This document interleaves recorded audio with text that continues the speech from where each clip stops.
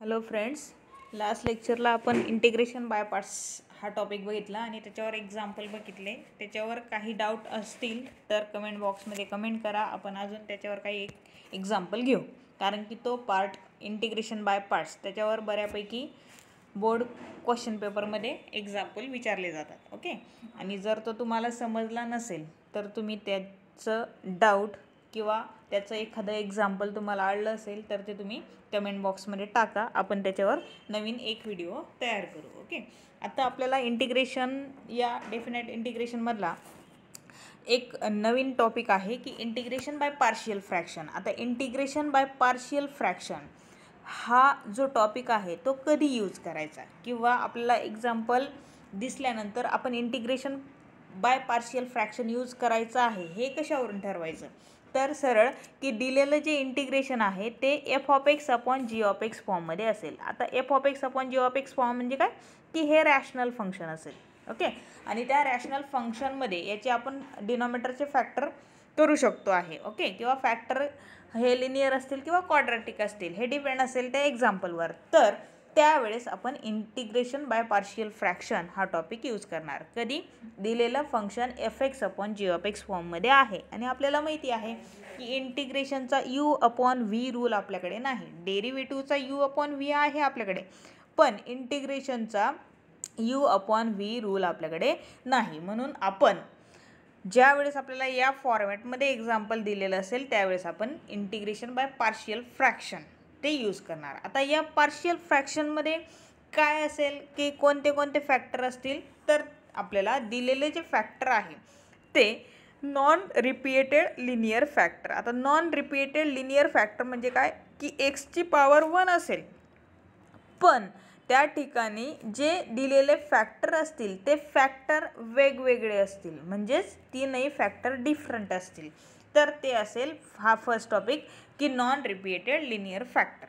Second factor काय असेल की लिनियर फॅक्टर असतील पण ते फॅक्टर रिपीट फॉर्ममध्ये म्हणजे रिपीटेड असतील. रिपीटेड म्हणजे काय की एखाद्या फॅक्टरचा स्क्वेअर असेल, एखाद्या फॅक्टरचा क्यूब असेल, म्हणजे एखाद्या फॅक्टरची पॉवर असेल, तर ते रिपीटेड फॅक्टर झाले. कसं काय की हा x-1 हा त्याचा स्क्वेअर आहे, याचा अर्थ काय की x-1 इंटू x-1 म्हणजे काय झालं, x-1 रिपीट झाला. म्हणजेच काय की हे लिनियर आहे पण रिपीटेड आहे. आणि थर्ड जो फॅक्टर असेल तुमचा तो product of linear factor and non repeated quadratic factor. म्हणजेच काय की त्या ठिकाणी दिलेला फॅक्टर एक लिनियर असेल आणि दुसरा फॅक्टर हा क्वाड्रॅटिक असेल. क्वाड्रॅटिकचा अर्थ काय की एक्सची पॉवर 2 असते. ओके, तर अशा सिच्युएशनमध्ये तुम्हाला फॅक्टर असेल क्वाड्रॅटिक एक्सची पॉवर 2, लिनियर एक्सची पॉवर 1, आणि यांचं कॉम्बिनेशन जे असेल ते या थर्ड टाईपमध्ये मोडलं जातं, product of linear factor and non repeated quadratic factor. आता इथं प्रॉडक्टच असेल असं काही कंपल्सरी नाही, एखाद्या वेळेस फक्त क्वाड्रॅटिक फॅक्टर पण असू शकतो. ओके, मग त्यावेळेस जे एक्झाम्पल आपल्याला दिलेलं असेल ते याच टाईपनुसार सॉल्व करायचं. ओके, मग आता हे सॉल्व करण्यासाठी काय करणार की हे जे 3 डिफरंट टाईप बघितले आपण, त्या तीनही डिफरंट टाईपसाठी इन जनरल कॉन्स्टंट कसे मानायचे त्यासाठी हा टेबल आहे, ते मी समजून देतो तुम्हाला. की त्या ठिकाणी सपोज आता इथं हा आपल्याला लिनियर फॅक्टर आहे आणि कसे आहेत ते तीनही फॅक्टर वेगवेगळे म्हणजे नॉन रिपीटेड आहेत. मग त्यावेळेस सरळ काय करायचं तुम्ही की 3 number of factor equal to number of constant. जेवढे फॅक्टर असतील तेवढे कॉन्स्टंट घ्या. ओके, सपोज इथं 2च फॅक्टर राहिले असते तर आपण फक्त a upon x upon x minus a plus b upon दुसरा जो पण फॅक्टर असेल x मायनस b किंवा x प्लस b जो असेल तो लिहायचा, आणि यानुसार आपण त्याला मांडलं असतं. कोणाला दिलेल्या इंटिग्रेशनमध्ये जी रॅशनल फंक्शन आहे त्या फंक्शनच्या इक्वल टू. आता हे सॉल्व करण्याची इझी मेथड काय करायचं की हा जो डिनॉमिनेटर हे मानल्यानंतर कॉन्स्टंट मानल्यानंतर हा जो डिनॉमिनेटर आहे त्या डिनॉमिनेटरने थ्रू आउट मल्टिप्लाय करायचं. काय करायचं, थ्रू आउट मल्टिप्लाय करायचं. आता मल्टिप्लाय केल्यानंतर हे जे 3 आहे, आता सपोज या पहिल्या जो कॉलम आहे आपला, या कॉलमला आपण इथं इंटिग्रेशनसाठी आपण मानलं सपोज 3 फॅक्टर आहेत म्हणून 3 कॉन्स्टंट मानून घेतलेत तुम्ही a b c. मग आता इथं काय करणार मी ह्या थ्रू आउट या डिनॉमिनेटरने मल्टिप्लाय करणार. मल्टिप्लाय केल्यानंतर मला काय मिळेल, ही जी वरती जी टर्म आहे ती ॲज इट इज मिळेल, कारण की हे तीनही फॅक्टर वरती आणि खाली मल्टिप्लाय केले तर कॅन्सल होऊन जातील. म्हणजे वरती न्यूमरेटरला फक्त जो LHSला फक्त काय असेल की जो न्यूमरेटर आहे तो ॲज इट इज रिमेन्स असेल, आणि इक्वल टू इकडे ज्यावेळेस तुम्ही मल्टिप्लाय करणार त्यावेळेस खालचा फॅक्टर आणि वरचा फॅक्टर कॅन्सल होईल, म्हणजे एला मल्टिप्लायर हे दोन येतील, बरोबर. बीच्या वेळेस काय होईल, एक्स मायनस बी कॅन्सल होईल आणि उरलेले जे आहेत ते रिमेन्स असतील, आणि सीच्या वेळेस काय होईल, एक्स मायनस सी कॅन्सल होईल आणि उरलेले दोन सीला मल्टिप्लायर असतील. असे जे इक्वेशन मिळेल त्याला इक्वेशन सेकंड म्हणायचं तुम्ही, ओके. आणि लिनियरच्या वेळेस तुम्ही काय करणार की एक एक फॅक्टरची व्हॅल्यू 0 ठेवणार. काय करणार, एक एक फॅक्टर, म्हणजे पहिला factor X minus A equal to 0 ठेवला म्हणून एक्सची व्हॅल्यू ए ठेवली इक्वेशन सेकंडमध्ये. अशा प्रकारे तुम्ही पुटअप करत जाणार, आणि असं पुटअप केल्यानंतर तुम्हाला ABC जेवढे कॉन्स्टंट तुम्ही मानलेले आहेत त्याची काहीतरी रिअल नंबर व्हॅल्यू मिळेल, ओके. आणि ती मिळाल्यानंतर सरळ तुम्ही ते इंटिग्रेशनमध्ये ठेवणार आणि इझिली तुम्ही इंटिग्रेशन 1/xचा जो फॉर्म्युला आहे तो कॉन्स्टंट जे टर्म्स असतील ते इझिली बाहेर निघतील इंटिग्रेशनच्या, आणि 1/xचा आपल्याकडे इंटिग्रेशनचा फॉर्म्युला आहे लॉग ऑफ एक्स, आणि त्याच्यानुसार तुमचं एक्झाम्पल सॉल्व्ह होऊन जाईल, ओके. हे कोणासाठी, नॉन रिपीटेड लिनियर फॅक्टरसाठी. आता रिपीटेड लिनियर फॅक्टर असतील तर काय, तर सेम प्रोसेस की रिपीटेड लिनियर फॅक्टर आहेत, म्हणजेच काय की या ठिकाणी x minus A bracket square आहे, एक्स मायनस बी आहे, ओके. आता x minus A bracket square आहे म्हणजे रिपीटेड झाला, मग ए अपॉन आधी तो एक्स मायनस ए लिहून घ्यायचा, बी अपॉन त्याचा स्क्वेअर आहे ना तो इन्क्रीज करत जायचा. आता क्यूब राहिला असता सपोज इथं, आता सपोज इथं काय असतं, एक्स मायनस एचा ब्रॅकेट क्यूब असता तर ठीक आहे, इथं ए अपॉन असेंडिंग पॉवरने लिहित जायचं, फॅक्टर लिहिला असतं आपण एक्स मायनस ए पहिले, ओके. प्लस बी अपॉन काय लिहिलं असतं, x minus A bracket square, आणि क्यूब असल्यामुळे आपण काय केलं असतं, परत C upon x minus A bracket cube घेतला असता. म्हणजे जेवढं ते रिपीटेड झालेलं आहे तसं असेंडिंग ऑर्डरनुसार ते ब्रॅकेट्स प्रत्येक कॉन्स्टंटच्या खाली लिहित जायचे. आणि एखादा याला जॉईन असेल एक्स मायनस बी, आता इथं जॉईन आहे तर तो सेपरेट घ्यायचा, नेक्स्ट कॉन्स्टंट जो पण येईल तुमचा तो कॉन्स्टंट अपॉन तो सेपरेट घ्यायचा, ओके. आणि जे रिपीटेड आहे त्यांची पॉवर असेंडिंग करत कॉन्स्टंट मानत जायचं, ओके. असं लिहिल्यानंतर सेम आपण आधी जी प्रोसेस वापरली सेम तसंच की डिनॉमिनेटरने थ्रू आउट मल्टिप्लाय करायचं आणि एक एक फॅक्टर 0 ठेवायचा. फक्त इथं तुम्हाला अडचण काय येईल की एक एक फॅक्टर 0 ठेवणार, पण इथं रिपीट आहे, हा मग रिपीट आहे तर त्यावेळेस तुम्ही काय करायचं की तोच फॅक्टर तर परत 0 ठेवू शकत नाही तुम्ही, म्हणून ज्या वेळेस या सिच्युएशनला एक्स इक्वल टू 0 आपण एक जी व्हॅल्यू आहे आपल्या मनाची ठेवायची, म्हणजे एक्स इक्वल टू 0 हे आपण मनाने ठेवणार, बाकी तिथं जे फॅक्टर आहे ते एक एक करून 0 ठेवणार, ओके. नॉन रिपीटेडला फक्त तिथल्या फॅक्टरची व्हॅल्यू 0 ठेवायची, रिपीटेडला एक एक्स इक्वल टू 0 एक व्हॅल्यू आपण ठेवायची, आणि क्वाड्रॅटिक फॅक्टरला फक्त, आता क्वाड्रॅटिकच्या वेळेस काय होईल की लिनियरच्या वेळेस ए अपॉन जो पण लिनियर फॅक्टर असेल तो मानून घ्यायचा, पण क्वाड्रॅटिकच्या न्यूमरेटरला ऑलवेज फॉर्मॅट वापरायचं BX प्लस सी, ओके. म्हणजे वरती तुम्ही लिनियर कॉम्बिनेशनचं इक्वेशन घ्यायचं आणि खाली जो पण तो तुमचा क्वाड्रॅटिक फॅक्टर असेल तो लिहून काढायचा, ओके.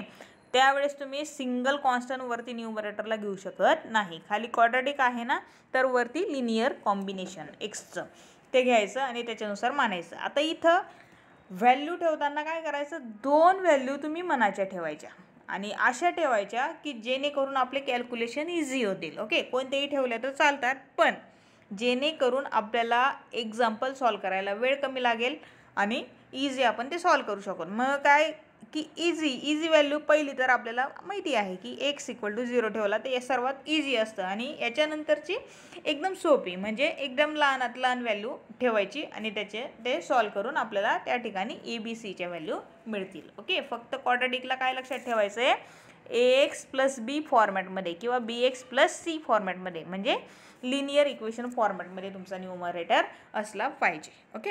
आता एक एक फॉर्मॅटचं आपण एक्झाम्पल बघूयात, ओके. आता पहिला जो फॉर्मॅट आहे की नॉन रिपीटेड लिनियर फॅक्टर. मग आता नॉन रिपीटेड लिनियर फॅक्टरचं एक्झाम्पल घेऊ आपण की एक्सरसाइज 3.4 आहे तुमची. एक्सरसाइज 3.4 मधला हा तीन नॉन रिपीटेड लिनियर फॅक्टर आहेत. मग आता आपलं मी तुम्हाला जसं सांगितलं टेबलमध्ये की number of factor equal to number of constant. मग number of factor equal to number of constant तुम्ही घेतले इथं की 3 फॅक्टर 3 कॉन्स्टंट मानून घेतले. ए अपॉन पहिला फॅक्टर, बी अपॉन दुसरा फॅक्टर, सी अपॉन तिसरा फॅक्टर. आता काय सांगितलं मी की जो इथं डिनॉमिनेटर आहे, जेवढे फॅक्टर आहेत डिनॉमिनेटरला तेवढ्या फॅक्टरने थ्रूआउट या इक्वेशनला मल्टिप्लाय करायचं. आता मल्टिप्लाय करताना काय होईल, खालचे हे तीनही फॅक्टर LHSला आणि वरचे तीनही फॅक्टर मल्टिप्लाय केलेले कॅन्सल होऊन जातील. मग फक्त कोण उरेल तिथं, x² + 2 उरेल. ओके. एच्या वेळेस काय होईल की x - 1 एवढा एकच फॅक्टर कॅन्सल होईल आणि उरतील हे 2 फॅक्टर एला मल्टिप्लायर. बीच्या वेळेस काय होईल, x + 2 एवढा एकच फॅक्टर कॅन्सल होईल आणि बीला उरलेलं 2 फॅक्टर मल्टिप्लायर. सीच्या वेळेस काय होईल, x + 3 एकच फॅक्टर कॅन्सल होईल आणि उरलेलं 2 फॅक्टर तिथं लिहिणार आपण. आता याला इक्वेशन सेकंड देऊन ठेवायचं आणि आपलं ओरिजिनल पहिलं जे इंटिग्रेशन आहे त्याला इक्वेशन फर्स्ट देऊन ठेवायचं. ओके. आता हे इक्वेशन सेकंडमध्ये काय करायचं, एक एक फॅक्टर 0 ठेवायचा. इक्वेशन सेकंडला काय करायचं, एक एक फॅक्टर 0. मग आता पहिला फॅक्टर x - 1 = 0 ठेवला मी. x - 1 = 0 म्हणून x = काय झाला, +1 झाला. आता हे सेकंडमध्ये ठेवलं तुम्ही तर एक्सची व्हॅल्यू 1, 1चा square 1, 2 as it is. Okay.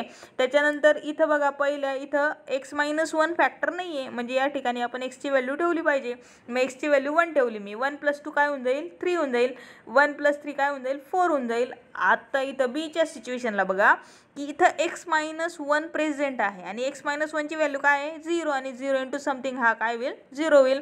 सीच्या ठिकाणी पण x - 1 आहे म्हणजे तो 0 म्हणजे सीची व्हॅल्यू पण काय होईल, 0 होईल. म्हणजे फक्त ए जो कॉन्स्टंट आहे तो तुमचा रिमेन्स असला. ओके. आता ए मध्ये 3 × 4 12 होऊन जाईल. 12 ए = इकडं 1 LHSला 1 + 2 3 होऊन जाईल. म्हणजे एची व्हॅल्यू 3/12 आणि 3/12 म्हणजे काय, 3 × 1 = 3, 3 × 4 = 12 म्हणजे 1/4 आली. म्हणजे एची व्हॅल्यू 1/4 मिळाली आपल्याला. जसं एची मिळवली तशी सेकंड फॅक्टर ठेवा. सेकंड कोणता, x + 2. x + 2 ठेवला तर एक्सची व्हॅल्यू -2. सेम जेवढे तुम्ही एक एक फॅक्टर 0 ठेवणार तेवढी तुम्हाला कॉन्स्टंटची व्हॅल्यू मिळत जाणार. ओके. मग इथं 2ची व्हॅल्यू 2² = 4, हा 2 जसंच तसा. ओके. इक्वेशन सेकंड बिकम्स केलं आहे ना तुम्ही. मग इथं काय होईल, x² म्हणजे 2² = 4 आणि प्लस इथं 2 होता. सॉरी इथं 2 लक्षात ठेवा तुम्ही, कारण की x² + 2 आहे म्हणजे 4 + 2 होईल. आणि या साईडला इथं x + 2 असल्यामुळे हा 0 होऊन जाईल. इथं x + 2 असल्यामुळे c 0 होऊन जाईल. फक्त बीची व्हॅल्यू मिळेल. एक्सची व्हॅल्यू 2 ठेवली, 2 - 1 काय होऊन जाईल तुमचा इथं, सॉरी एक्सची व्हॅल्यू -2 आहे बरोबर. मग -2 - 1 काय होऊन जाईल, -3, -2 + 3 होऊन जाईल 1, 1 × -3 -3 होऊन जाईल. ओके. फक्त या साईडला काय होईल तुमचा 4 + 2 इथं 6 असता. ओके. आणि 6 झाल्यानंतर बीची व्हॅल्यू काय होईल, हां हे तुम्हाला लक्षात ठेवायचं. हां 6 झाला म्हणजेच काय होईल, -6/3 होईल आणि -6/3 तुमचा बीची व्हॅल्यू काय येईल इथं, -2 येईल. लक्षात ठेवा बी तुमचा काय कॅल्क्युलेट झाला, -2. ओके. आता बीची व्हॅल्यू -2. तसं सीचा फॅक्टर तुमचा 0 ठेवला तुम्ही. परत तसंच x + 3 0, x = -3. परत इक्वेशन सेकंडमध्ये -3 पुटअप केला. -3चा स्क्वेअर 9, 9 + 2 आणि इथं x + 3 आहे. जिथं जिथं x + 3 आहे ते दोनही टर्म्स 0 होतील, फक्त हा उरेल c. -3 - 1 -4 होऊन जाईल. -3 + 2 -1 होऊन जाईल. म्हणजे सीची व्हॅल्यू तुमची इथं इझिली -4 - 1 + 4 9 + 2 11 आणि सीची व्हॅल्यू आली 11/4. ओके. आणि ह्या ज्या व्हॅल्यू आहे ए, बी आणि सी ह्या तीनही व्हॅल्यू या टर्मच्या ऐवजी आयमध्ये पुटअप करायच्या. ओके.